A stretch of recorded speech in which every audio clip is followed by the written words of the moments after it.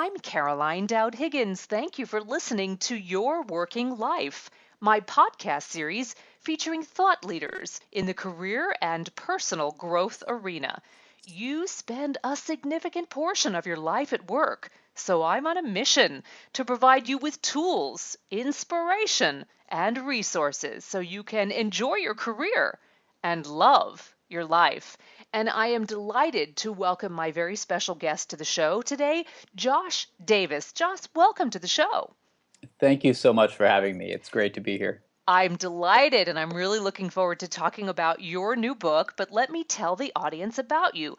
Josh Davis is a PhD and earned his bachelor's degree from Brown University and his doctorate from Columbia University. He is the director of research for the Neuro Leadership Institute, a global institute dedicated to synthesizing scientific research and guiding its use in the business and leadership fields. Josh is also a member of the faculty at Barnard College of Columbia University, a neuro coach, and a certified master practitioner in neurolinguistic programming. Josh has blogged for HBR.org, Psychology Today, and he has been reported online at CNN, CBS News, MSNBC, USA Today, and Bloomberg Businessweek. And I'm delighted to talk about Josh's new book with him, 2 Awesome Hours, Science-Based Strategies to Harness Your Best Time and Get Your Most Important Work Done. Well, Josh, we all need this. So tell me, what precipitated the writing of this book? Yeah, what I was noticing was something happening in my life, in my wife's life, in friends' lives, and I think this is going to be very common. Tell me if this is your experience too. But more and more, we were all working constantly, and despite working extra hours, despite trying to stay on task all the time, it was still feeling bad about it, feeling like Yeah. we weren't getting enough done. There was too much, feeling overwhelmed, and to be honest, it just is wrong. I don't think that's right. I don't think human beings should live that way. People who mean well and work hard and contribute wonderful things to their communities and to their jobs should not be feeling that way. And I was also aware that this is all of the things that were leading to this are likely to only increase because we have so much access. People can reach us at any moment. We're going to start wearing our technology. Yeah. It's it's only going to increase all of the accessibility that we have. And so with that, there's an increase in all of the social obligation we feel to get back to people quickly. So it was time for a rethink. I wanted to solve this problem for myself and for the other people I knew. And to be honest, I think that a world where people are able to uh, have greater work-life balance in general is a world I want to be a part of. I think that there's just a lot more happiness that we can all find when that's the case in broad scale. So what it really where the jumping off point was then was that I recognize that there are certain times when we can be really effective for short periods of time. Maybe it's just a half hour, maybe it's 2, 3, or even 4 hours. When maybe I could figure out everything I want to say for a chapter. Map it all out really well. I could figure out who to put on this team so that everyone's going to be happy and motivated. Whatever the really tough challenge is, we can get that work done, or at least really importantly, move it forward in short bursts of time. And then I don't know about you, but I can be remarkably ineffective for 2 or 3 days in a row. I'm kind of It almost happens. right, right.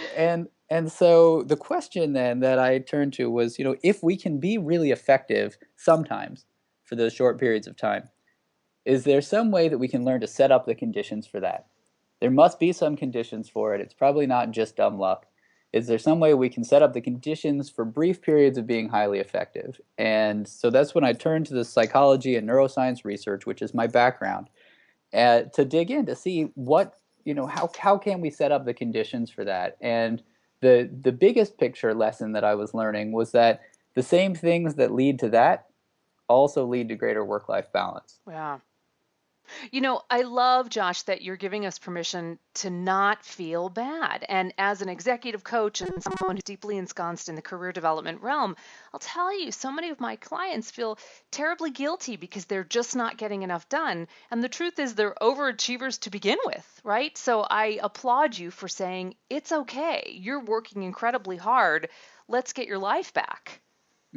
Thank you. And I would say that it's in addition to saying it's okay, it's actually recognizing that when we have some self-compassion, we're actually more likely to be successful, Right. more likely to get the things done that we need, because we can set up those conditions more effectively and get back on track more quickly. So I'm fascinated by your neuroscience background and for example being a neuro coach, again as a fellow coach, a non-neuro coach, an executive coach deeply ensconced in the behavioral based process. How is the neuroscience approach and synthesizing the scientific research different? Because clearly you've got something here that is steeped in research and I'd love to dig a little more and learn from you. Oh, yeah. Well, so I think that there's two pieces that for me set it apart. One is that there are many things that when we learn about how our brains work, we can stop banging our heads against the wall, and maybe learn when to bang our heads against the wall Right, a little right. bit more, right? But that so for example, when certain emotions come up, recognizing that emotions aren't just something we have to deal with. Emotions actually occur for instrumental reasons, and anger can be a really useful thing for helping you approach something that's unpleasant to approach. That positive emotions can help you collaborate more effectively because it leads you to believe that you'll collaborate more effectively, and it becomes a self-fulfilling prophecy.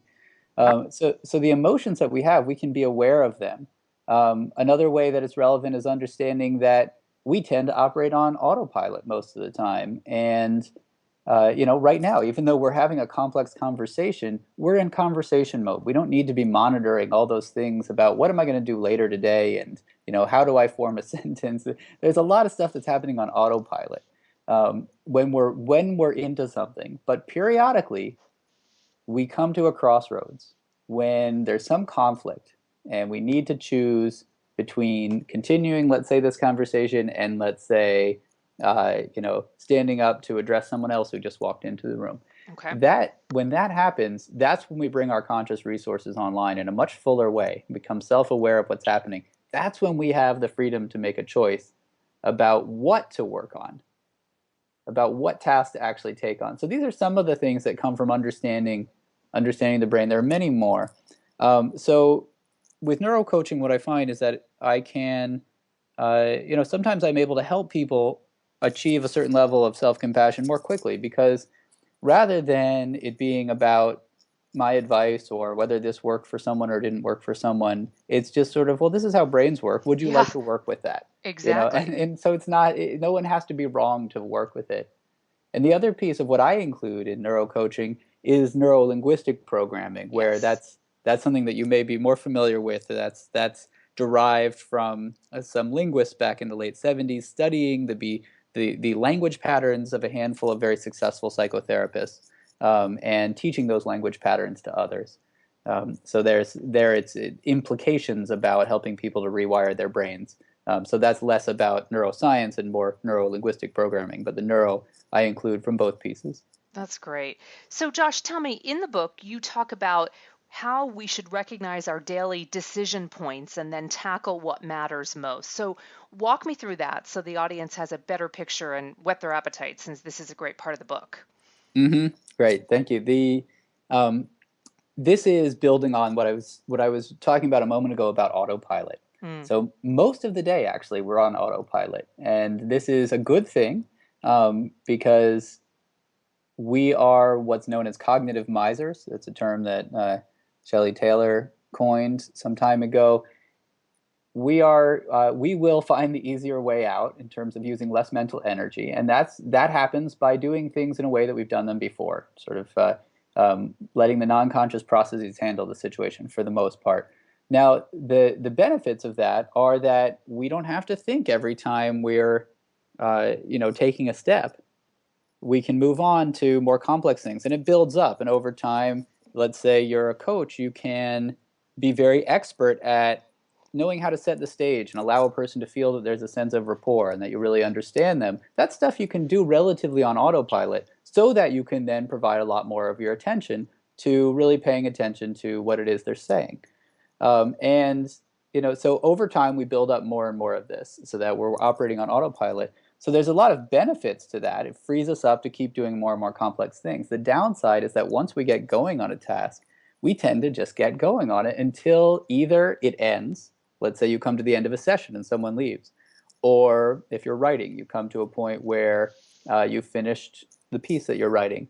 So we either go until it ends or we go until we get interrupted. And that can be a long time. And Yes. that's where time gets wasted, is when we get started on the wrong task. The reason is because we get going on autopilot, and it'll go until we either finish or get interrupted. That's where time gets wasted. It doesn't get wasted in those moments in between tasks when we're very aware, we're very conscious of the fact that we don't feel productive, that we haven't gotten started, and it feels like time's moving so slowly. But that only actually lasts for, at most a few minutes, and that's if you really indulge. But we're more self-aware in those moments. Those moments, however, we can label those moments differently. Rather than moments of feeling unproductive, those are our decision points. Those are the few times in a day. They come right before we get started on something, they come right after we finish, and they come when we get interrupted. Those are the few times in the day when we can decide what task to work on. We So, don't get that many choices. We don't get that many opportunities to do that. so do you, for example, if you're working with a client, do you have them chronicle these things throughout a day so they can become more aware of it? I'm just trying to get a glimpse of your process, Josh. Yeah, well, there's something else that we can do, which is also science-based, that which actually takes a little bit less work. It's been shown to be very effective, which is to plan ahead by imagining when it's going to happen. And Ah, okay. this is right, because when we want to start a new habit, um, what's been shown to be the most effective at creating a new habit is something called starting an implementation intention. So there's quite a bit of research on implementation intentions being relevant for habits of any kind: weight loss habits, work habits, um, social habits, you name it. An implementation intention is an if-then plan. If a certain situation arises, I'll do X. If a certain obstacle arises, I'll do X. What doesn't work is to plan to use willpower. So Ah, if I get distracted, I'll fight through it. Well, planning to use willpower almost always backfires. Number one, it primes exactly the wrong thought patterns. hmm. It leads you to think of the opposite of what you want. And the other is that usually, right in those moments when we need it, is exactly when we have the least willpower So because we're you're fatigued. actually envisioning the chocolate cake that you shouldn't be eating. That's right. That's right. So instead, if I get home and I'm tired and I want some chocolate cake, then I will take 10 deep breaths. I will walk outside. I will look for an apple. I will some new behavior, whatever Yeah. behavior you chose to do, some new behavior. And then if you take a moment and visualize it and ask yourself the question, is this something I know how to do? Will it work for me? You know, then we can make it even more real and actually imagine it happening. When that happens, what you're doing is you're creating a new association. So you're not trying to overcome an old association so much as creating a new association between the cue and the environment, which could be walking home and feeling tired, or coming home and feeling tired late at night, and the behavior. So the new behavior is, taking 10 deep breaths, reminding myself how I want to feel in the morning, eating an apple, whatever it is. And we can do this with our decision points as well, that we can think ahead and say, I might not know, for example, that tomorrow whether or not I'll get interrupted while I'm right in the middle of something important. But I can know that it's likely that it could happen. So I can plan ahead. Instead of just saying, I really hope it doesn't happen, I can plan ahead and say, well, if I get interrupted tomorrow, once that person finally leaves, rather than turning back to doing whatever I was doing, I'm going to stand up and I'm going to walk to the window and I'm just going to stare out the window until I remember what actually matters to me that day and think about what I want to work on. And so that, and just going to take a minute or two until I actually can remember the important stuff. And when we stepped away from our to-do list, it's much easier to remember the important stuff. If you ask me on a weekend, I can easily tell you what's important. I should be writing papers, I should be writing books, I should be giving talks. Anything, and I should be developing the people on my team. Anything besides that is probably not important. But if I sit down and open up my to-do list or my email first thing on Monday morning, there is all kinds of things I'm going to think about doing. So it's getting that psychological distance just for a moment until you remember what matters. That's the way to really take advantage of a decision point. And we can plan ahead. They're probably going to happen when we get interrupted. They're probably going to happen when we hang up the phone. It's probably going to happen when you first arrive at work. Those kinds of things. Well, as a planner, I love that because I can have strategies at the ready to implement in different scenarios. So that's very comforting to me. I think about friends and colleagues who are not as planful, but this is something they can certainly create. Yes, exactly. That's a nice. I like connecting it to the world of planning. I do want to also comment, what you mentioned about keeping track of where your decision points might end up being.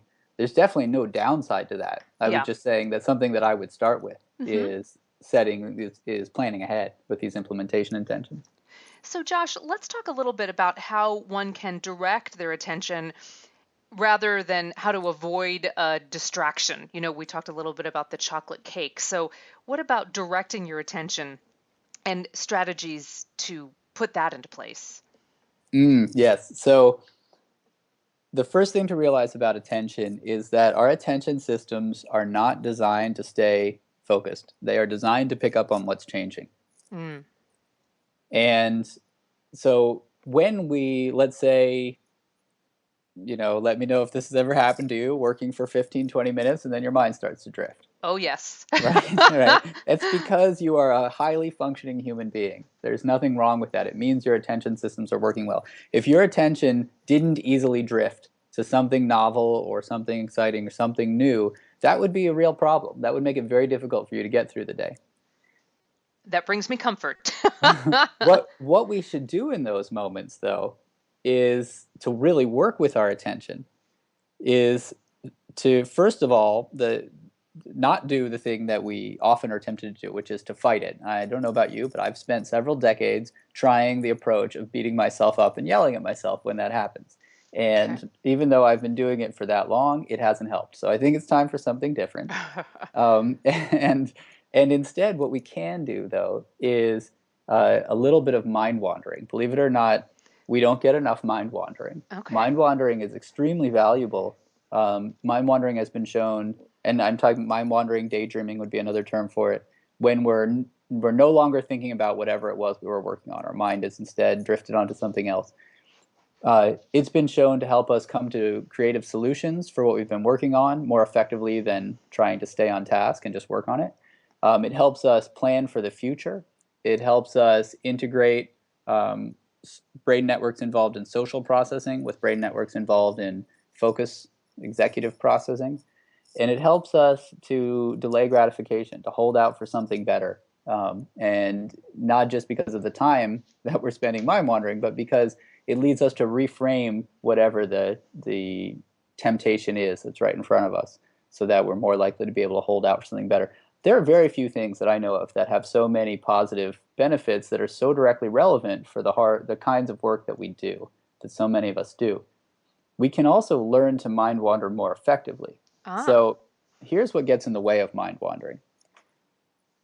Looking at Facebook, checking your email, reading the sports page, shopping online, those things can be fun. They can be good downtime in the sense that you're not just only working on your work, but they still require a lot of information tracking. That blocks mind wandering. When we have too much information tracking, we're blocking mind wandering. What we need is something that will simultaneously distract us enough so that we're not thinking about the work we were just doing, but that doesn't require much information tracking.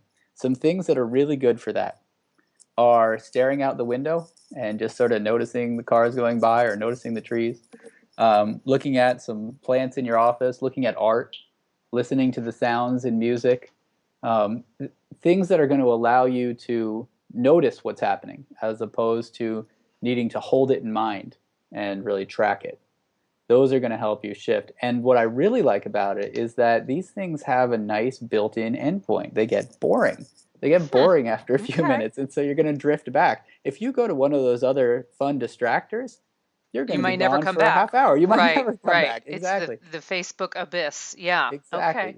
So you'll be back at work far more quickly and more effectively once you do get back if you let yourself wander. When your mind wants to wander, let it. It's just going to be for a few minutes, and then you'll drift back to work. That's the way to stay on task for the majority of the time that you've set aside.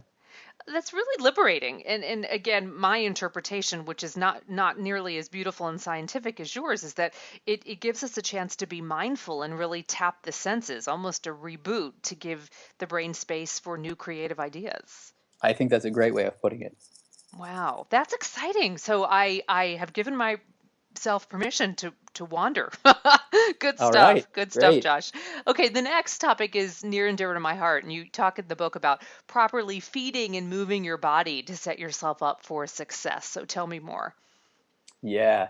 So this is probably my favorite chapter in the sense that the research that I was involved in when I was in academia still was about this sort of mind-body connection, and so it's just sort of a topic near and dear to my heart. At the biggest picture level, the thing to be aware of is the fact that we are not just computers on life support. Bodies Right. and brains interact all the time. It's about chemical fluctuations, biological, physiological changes are, this is part of how the brain works. The brain is something that's, is a biological system. So this is a story about how do we optimize a biological system. This is not just how do we keep a computer running. And some of the things that I really loved learning about were in the area of exercise. There's a very different way of thinking of exercise than how we usually do. Often when we think about exercise, we think, well, if I exercise a lot on a regular basis, maybe it'll help me look better down the road. Maybe it'll help me live longer. And if I'm healthier, then I'll have less stress and it'll indirectly affect my work.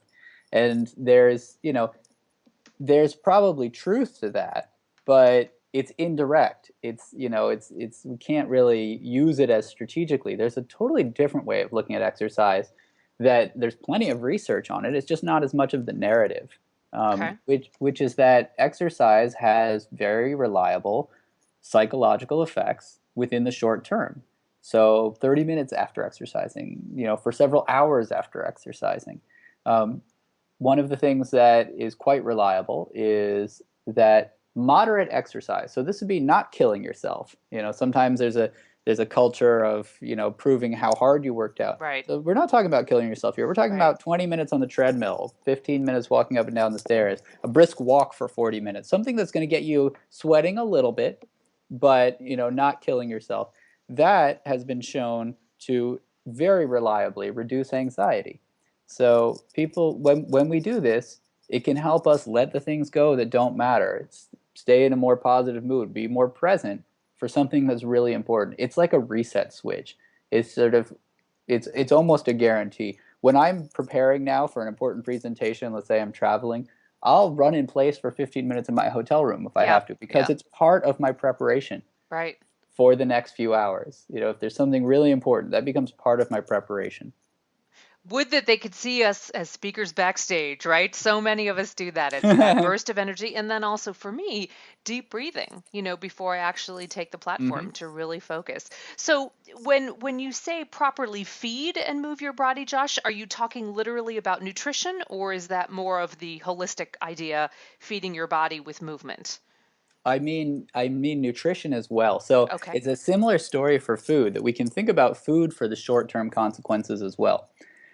We can think about the way it affects our concentration abilities as well as our emotions in the short term. So when we're setting up a brief period of being highly effective, some of the things that are relevant are eating in such a way that it helps you maintain stable blood sugar. And this can Mm-hmm. be accomplished in several different ways. One is to realize that fats are often quite helpful in Mm-hmm. stabilizing blood sugar. So, if you put some cream in your coffee, that actually can help in terms of maintaining the positive benefits. So, having coffee just black um, will have probably that euphoric feeling last for about a half hour or so. Having coffee with food, especially foods like, that have some fats in them, that's probably going to help it last for a couple of hours, that euphoric feeling. The attention benefits should be similar either way, but the emotion, the sort of the feeling state of it, which is an important consequence of the coffee, at least the way that I use it, that's going to help it last.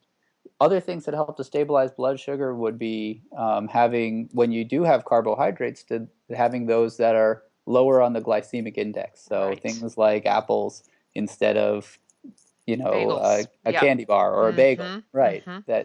That fruits and vegetables are more likely to be lower on that index. What that index stands for is how quickly it raises your blood sugar level. So, eating a meal that's got some fats and protein and carbs combined, and relatively low glycemic index carbs, is probably going to help you stay in a good work zone.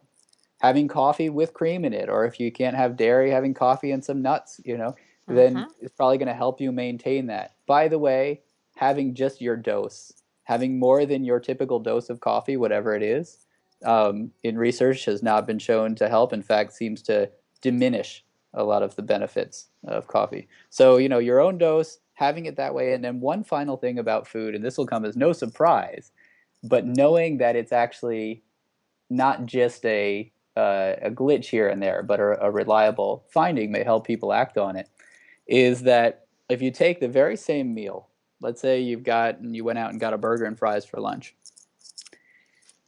but it's a day where you're already a little worn out, you're a little tired, but you've really got to be present for the whole afternoon. If you take that very same meal, if you ate the whole thing at noon, and then you didn't eat anything until 4 o'clock and then had a snack, you're going to have a harder time mentally than if you ate half of the burger and half of the fries at noon and then ate the other half at 2. Ate it 2 hours later. Just took the same meal, cut it in half, and instead of having it now and then not eating for 4 hours, have half now and half in 2 hours. That'll help you stabilize the mental and emotional state that's helpful for working. And all of these things are things not to do all the time. We don't need to be at our best all the time, and we can't be. But what we can do is we can be really effective for short bursts of time. So it's That's all great. about, how do I set up a short period of time to be really effective when I need to be? And I'll do the less important stuff the rest of the time.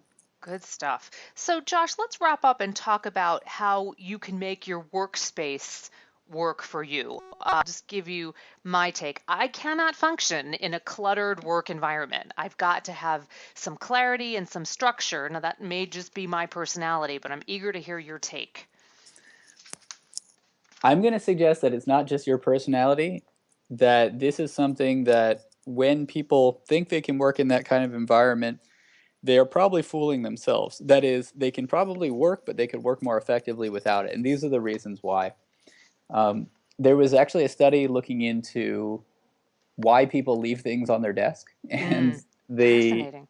yeah, the primary reason was to remind themselves of Yeah. things. Yeah. Now, if you think about what things we would leave out on our desk as a reminder, it's those things. I don't know about you, but for me, I'm going to leave something out if I didn't get to it before because Yeah. it was too hard to do, or because I owe somebody, there's a social obligation and I'm embarrassed it's been taking so long, Okay. or there's something that I have to learn how to do, or it's going to require a lot of work where I need to connect with multiple people. It's never the things that are easy just to check off the list. And usually every day there's more emotional charge to it because I feel like I'm getting behind on it. So these are things that we should expect to grab our attention. So we have an attention system that's designed to pick up on important, salient things in our environment. Those are precisely the things that you should expect to attract your attention. When you sit down to work, if you've set yourself up for an hour, 2 hours, 3 hours, whatever it is, to work on something important, and you've already decided it's the important thing to do, then those distractors that I was just describing that are on the desk, those are exactly the wrong things to confront yourself with when you're trying to work. Yeah. And you may think, well, I just won't pay attention to them and I'm just going to focus on this. I don't have the time to take care of those. What we're often not realizing is how much harder we're making the work by Sure. simply having those things on the table, because it's going to continue to draw our attention, because we have functioning attention systems. So what I recommend is, if you're not someone who cleans up regularly, and you've set aside the time to really work on something important, just pile all the stuff up and put it out of sight and get to it after that great work session. Come back to it at that point. Excellent. Josh, what a joy to have you on. I've learned so much today. I'm so grateful. And again, your book is 2 Awesome Hours, Science-Based Strategies to Harness Your Best Time and Get Your Most Important Work Done. So let's get right to it. How can we buy the book and how can we communicate with you after the show? Thank you. It's the same answer for both. My website, 2awesomehours.com, has links to all the booksellers. You can also go to any of them directly, Amazon.com, Barnes & Noble, and all the others, and find the book that way. But if you go to 2awesomehours.com, you'll find the links to all of those there. You can contact me through my webpage. There's also a free excerpt. If you want to read a little bit from the book at the website, you can do that there. Great idea. And find out about the other things that I'm up to and some of the other places where I publish periodically, short things that I've written, ways to connect with me in other ways. It's all there at 2awesomehours.com. You are a wealth of information, Josh, and I learned a lot today. I'm very grateful, and I thank you for your time and expertise. It was my absolute pleasure. So nice to speak with you. You too, my dear. Be well, and I hope our professional paths cross sometime in person. Yes. Okay, be well, and best wishes with the book. And I want to thank all of you for tuning in to Your Working Life, where my goal is to help you design your career destiny so it doesn't happen by default. True career and life satisfaction is really possible, and it's time to embrace what you love doing so you can do more of it. I'm Caroline Dowd-Higgins. Take good care.